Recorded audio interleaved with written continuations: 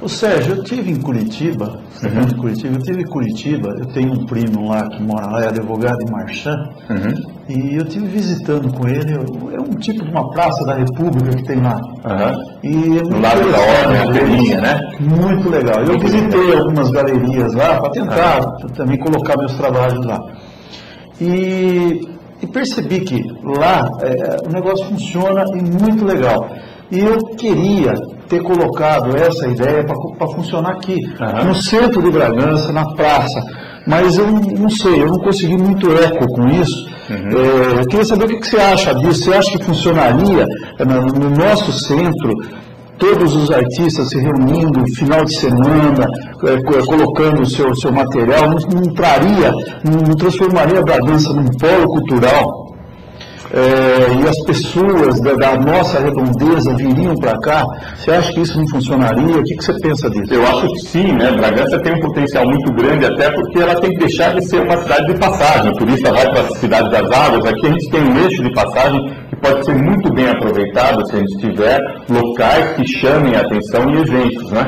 Mas para isso precisa-se uma política voltada para isso. Eu me miro muito nesse exemplo de Curitiba, porque lá funciona. Então, já outros, né, pintores falavam, se tem que copiar alguém, vamos copiar aquilo que funciona. O Jaime Lerner dizia isso. A gente pode viajar, hoje em dia a inteligência cabe no espaço da distância do Ctrl-C e Ctrl-V, gente. É a época da informática, né? A nossa lei de incentivo à cultura aqui ela é totalmente inspirada na de Curitiba. Por que a gente vai imitar outra coisa de uma cidade que não funciona? Então, isso é uma cultura que a gente pode fazer existir, mas precisa, antes de tudo, infraestrutura, precisa local. Não existe desenvolvimento sem infraestrutura. O que eu vejo que falta em Bragança, nessa política cultural, a gente ainda não criou uma Fundação Cultural Bragantina. E se criar, vai precisar de um espaço para isso, né? Eu vejo muito claramente, porque eu vi isso acontecer em Curitiba, todos os centros culturais que iam acontecendo. A gente precisa de um investimento muito bom ali naquele prédio que é do Carroso, né? Tem outro nome. É Carroso, mas tem outra, foi o Pio 12 e tem um outro nome, é Teatro Carlos Gomes, né? Então, esse prédio, se for restaurado, poderia ser a sede de uma fundação cultural, como a gente tem o Solar do Barão, lá em Curitiba, com ateliês e lugar para fazer teatro. A gente tem gente formada em teatro, tem cenógrafo, a gente tem bons restauradores, temos bons músicos em Bragança, bons artistas, bons técnicos, né? O espaço aqui o espaço e o meio legal de se fazer isso, com destinação de verbas, porque se a gente correr para Brasília, tendo uma bela de uma fundação, a gente vai conseguir apoio, entendeu? É uma questão da gente criar estrutura, só isso. E nos moldes do que funciona, né? Porque o que não funciona não pode ensinar nada para gente. Isso daí, até agora, pelo menos, a gente que acompanha um pouco mais de perto isso, a gente vê, está ficando um pouco mais na promessa isso, né? Nós tínhamos solicitado o espaço cultural em cima do mercado, que é um lugar que tem um trânsito muito grande de pessoas, ele foi reformado, está sendo reformado, né? Mas a entrega disso, Deus sabe-se lá, Deus quando vai acontecer, e a gente já até praticamente está desistindo, mas foi prometido também que o Centro Cultural seria lá no Teatro Carlos Gomes, que seria maravilhoso, aquilo restaurado, tudo funcionando. Para Bragança seria excepcional. Seria maravilhoso. O mundo é dos visionários, dos sonhadores. Eu já levei muito tapinha nas costas e falei, uma vez eu fui na Câmara e falei, o Sérgio é um idealista. Só que se a gente não tiver um ideal, a gente não progride. Eu vejo claramente isso aí como um centro cultural nos moldes do que acontece em outros lugares. Atibaia, que aqui do lado, já tem um centro cultural muito lindo, né? Então, a gente é capaz também. É uma questão de tempo e vontade política, né? Se tivesse vontade política, até o meu trevo da água comprida já estaria com menos buraco, cada buraco desse tamanho, né? É uma mágica que a gente tem que exigir também. A lei de incentivo, vale a pena lembrar que isso não cai do céu, e não é só com risadinha, é muita porta se fechando, de vez em quando a gente tem que ir lá e dar uma torcida e falar para os secretários, né? Secretária da Receita, com o prefeito, levar a comunidade lá, sentar junto com o prefeito, para fazer virar verão, que mandurinha só não dá. E precisa recarregar as pilhas, para ter coragem lá, gente, não, agora é a hora, vamos fazer isso funcionar, né? Bragança merece.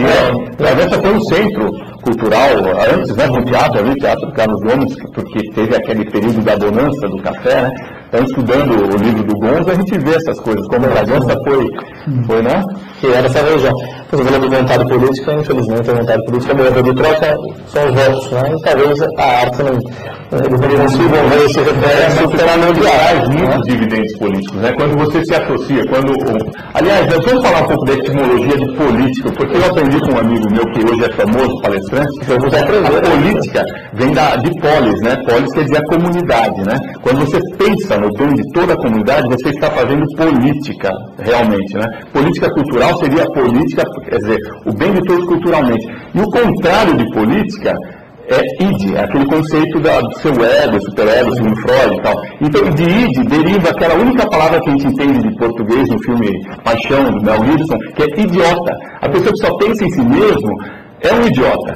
Então, eu gosto, ouvindo essa elucidação do Eugênio Mussac, numa palestra dele, eu pensei assim, poxa, o problema do nosso país, vou dizer algo forte, é que tem muita gente se fazendo passar por político, sendo um idiota. São idiotas travestidos em políticos. Eu não estou citando ninguém, não me processem, mas, gente, a gente tem que pensar no bem público, ou seja, quem adquire uma verba para poder gerenciar, síndico, né? Quer dizer, prefeito em italiano é sindaco, quer dizer síndico, é o síndico de uma cidade, né? Então, as pessoas que estão na polis, que pensam a política, os verdadeiros políticos, eles não precisam muito tempo, é só vontade. Mas essa coletividade aí está ficando só entre familiares, viu? Esse é o problema, voltando a falar do Eugênio Mussac, eu fui num lançamento de livro em São Paulo ali, que eu achei muito interessante, que eles acreditavam que os países cristãos, católicos, não evoluíam, não iam ficar desenvolvidos por causa daquele conceito da Bíblia que nem o camelo é mais fácil um rico entrar, é fácil, como que é, um camelo passar no buraco da agulha, uma tradução mal feita, o camelo é um tipo de corda muito espessa, não é o bicho camelo, né? Isso eu aprendi com o Cortella, eu acho que é o nome do autor. Enfim, o conceito deles perceberam que não tem nada a ver. Os países desenvolvidos não são protestantes, não é porque são protestantes que eles são mais ricos. O que acontece é que os países conseguem se desenvolver quando existem laços de credibilidade, quando as pessoas que pagam os impostos criam laços de credibilidade com aqueles que os representam. O grande problema dos países adolescentes, como o nosso, que é um país jovem, né, adolescente, com todos os problemas da puberdade, é essa falta de credibilidade dos homens que estão no poder.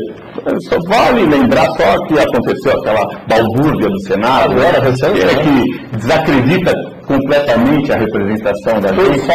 Todos nós fazemos papel aí, sim. Na hora de pagar a conta a gente está lá, né? Mas na hora de receber, então não precisa grande vontade política. Se eles compreendessem o que quer dizer a palavra polis e política, o que é ser um real político, eu quando entendi isso, a diferença entre política e idiota, que um é o contrário do outro, eu falei, nossa, como eu já fui idiota na minha vida. Quantas vezes eu só você levar cultura, você levar arte, muda um país.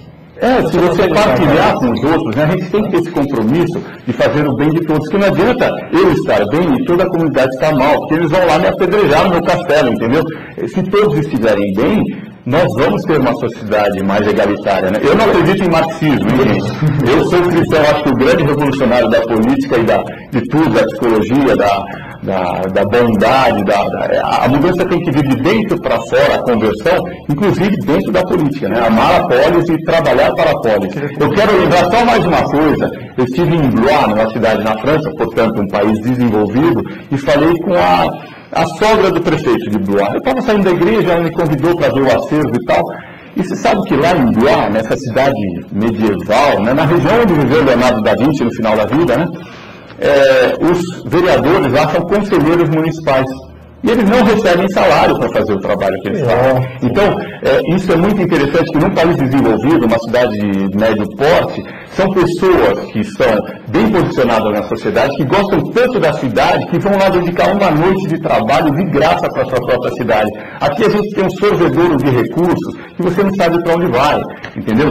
Então, um país desenvolvido tem uma lição a dar. O Cristóvão Buarque está fazendo um projeto de lei para isso lá em Brasília, e que não é uma má ideia, tem que ser levada a sério. E eu quero aproveitar, já que a gente falou de política, que outra coisa que cria credibilidade são as campanhas que a sociedade faz. Hoje em dia tem uma campanha chamada Campanha Ficha Limpa, que pretende que no Congresso, no Senado, não tenham pessoas, que a gente não seja representado por pessoas que tenham alguma pendência com a justiça. E que já é um grande passo. Então, pensar em política é isso, vamos limpar a casa, né? Primeiro limpar a casa e daí sim a gente vai poder evoluir como país. O Brasil merece. Participem, vejam isso aí, campanha Ficha Limpa. Vamos convidar. Posso chamar aqui?